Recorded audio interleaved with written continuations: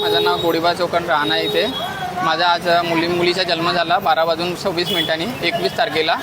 तर आज झालं मी सकाळी आज आलो जेवणाच्या मिनिटं आणि जेवणासाठी मी आपल्या साडीला पाठवलं. तर माझी साडी आता 1:30 वाजता इथं आली. तिने मला फोन करून सांगितले लगेच घरी या म्हणून. लगेच घरी आली.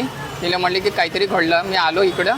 त्यांनी सांगितलं की आपल्या मुलीला ते माझी सासू होती तिथे याच्यामध्ये प्रिंटिंगमध्ये ते कोणतरी किट देतो म्हणून म्हणे 500 रुपये भेटल म्हणे तुम्हाला म्हणे आणि 5,000 नंतर भेटल म्हणे. आणि ते आली आणि त्याला इथपर्यंत आली आणि बाळाला पहिले तिकडे नेलं. म्हणे तुम्ही एक चाला म्हणे गर्दी होईल म्हणून एक जण चाला म्हणे मी तुला घेऊन आहे म्हणे. आणि सासूला मग ते मुलं घेतलं म्हणे आणि परत मग ते आलीच नाही.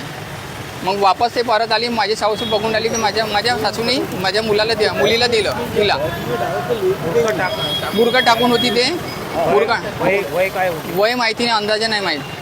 आणि कसं घेऊन गेली इकडे ते इकडून ह्या भागाने गेली ते पण ते बुरका टाकून होती. बुरका कुठल्या कलरचा होता? ब्लॅक कलरचा होता. बुरका टाकून होती ते म्हणे की 500 रुपये भेटणार किट भेटन म्हणे तुम्ही चाला म्हणे वार्ड नंबर 3मधून. तिथून मला वार्डातूनच नेलं. माझ्या वाईफने सुद्धा तिला नंबर पण दिला. म्हणजे तुम्ही चाला म्हणे मला किट भेटन म्हणे 500 रुपयाची.